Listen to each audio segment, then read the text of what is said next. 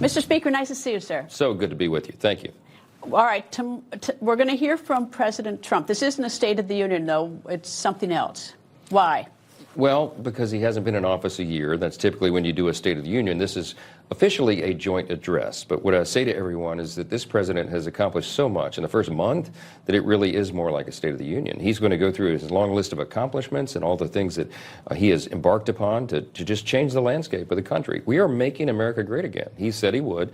He's fulfilling those promises, and he's got a lot to talk about.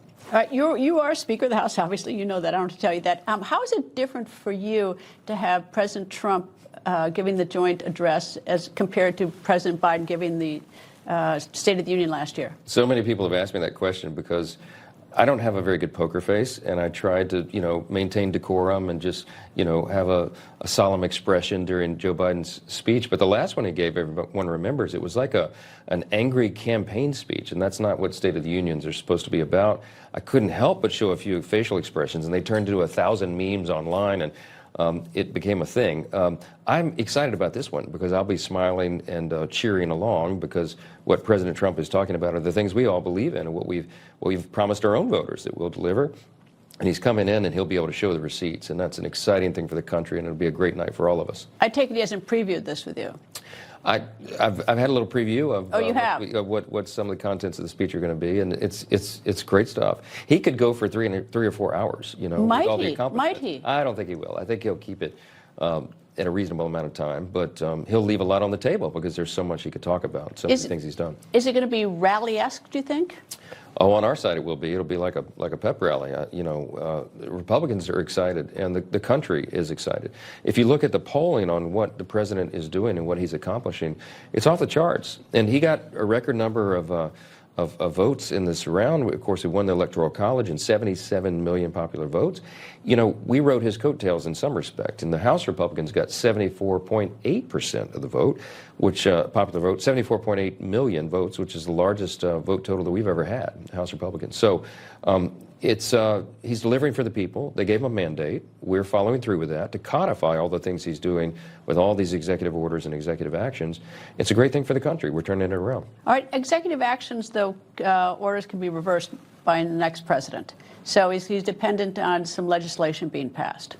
Yes, and we're going to be working to codify as many of those executive orders as is possible, and then we'll be putting into law all the other provisions and the changes that we're making. For example, the DOGE cuts. I was meeting with Elon Musk in his office a week ago, very late in the night. He and President Trump don't sleep, so I don't get to sleep either. But we were in the office. They called you. Oh no, he was in the office. What time is this? Well, it was let's see, last Tuesday night. We passed the budget resolution on the floor. I had 2 fundraiser dinners back to back, and then I went to begin the meeting with Elon at 10 p.m. And I think we met till about 11:30 in his office. These guys are working around the clock. I mean, literally. And he was telling me some of the most exciting things, that he genuinely believes that he can find us $1 trillion in savings from fraud, waste, and abuse alone this year. That will change the way we do the budgeting process. It will restore the founders' original envision of a smaller federal government that's more closely overseen by Congress, because now his algorithms are inside the belly of the beast of the bureaucracies, and they're finding things that we could never have found on our own. So it's very exciting. But I told him, I said, Elon, what I've got to do is a 3-step process. I have to qualify what you're doing and then quantify it, give it real numbers, and then codify it. And so we're beginning to work together to make that process streamlined so we can get this done and make it permanent, as you said, so that it can't be changed by the next administration.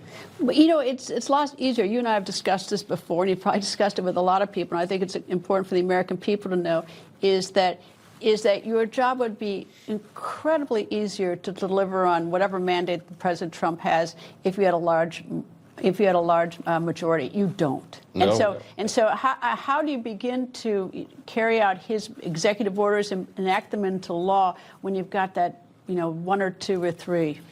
Well, we have an interesting phenomenon right now. We have probably one of the most aggressive legislative agendas in the modern era, maybe in decades. Very important legislation we've got to get done. We have a short window of time in which to do it, and we have the smallest margin imaginable, about a 1-vote margin for much of the first 100 days of the Congress. So it's a lot. It takes a lot of work. I've got to sit down with my 218 colleagues and work through their problems and concerns and get them to yes. And we have a very diverse caucus. You know, I told my friends in the Senate, you know, Leader Thune over there, John Thune, has a larger margin of Republicans in the Senate than in the House. That's the first time we can remember that that's ever been the case.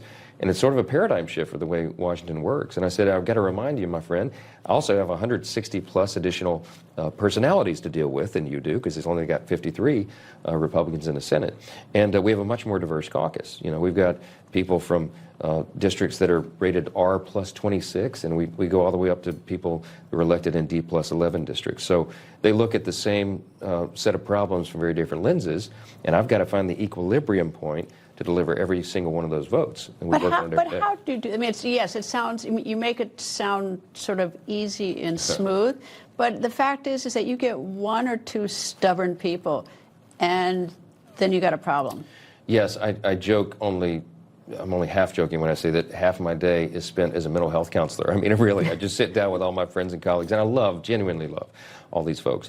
But they're very passionate about their views. They're very passionate about the needs and desires of their constituents, and we want them to be. But it takes a lot of work to get people to yield a little bit.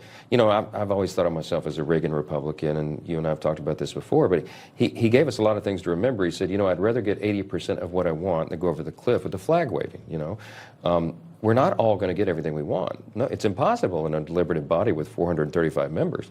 And so making people come to that reality and be willing to give a little is kind of the art of this thing, but we'll continue to get it done. President Trump said he was going to do all these things during the campaign, and he's done a lot with executive orders in this first number of days. Are there some other things on the horizon that you expect to hear from him?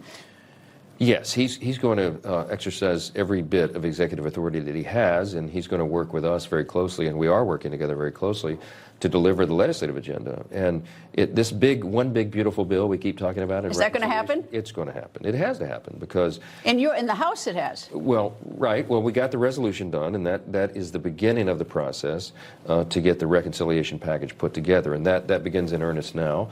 We'll have 5 or 6 weeks of very vigorous debate to determine where that equilibrium point is on everything. But we've got to make sure the border is secure, and we're deporting the illegal criminal aliens. We've got to get American energy dominance going again, and we know how to do that with permitting reform and leasing and the rest. We've got to deliver on the economy. I mean, if we don't get this bill done, if we don't accomplish this mission, the American people are going to have the largest tax increase in U.S. history at the end of this year when the Trump-era tax cuts expire. And you're talking about the average American household's taxes going up to 22% or up 22%. I think it's about 26 million small businesses. Their tax rates, federal tax rate, would go up to 43+%.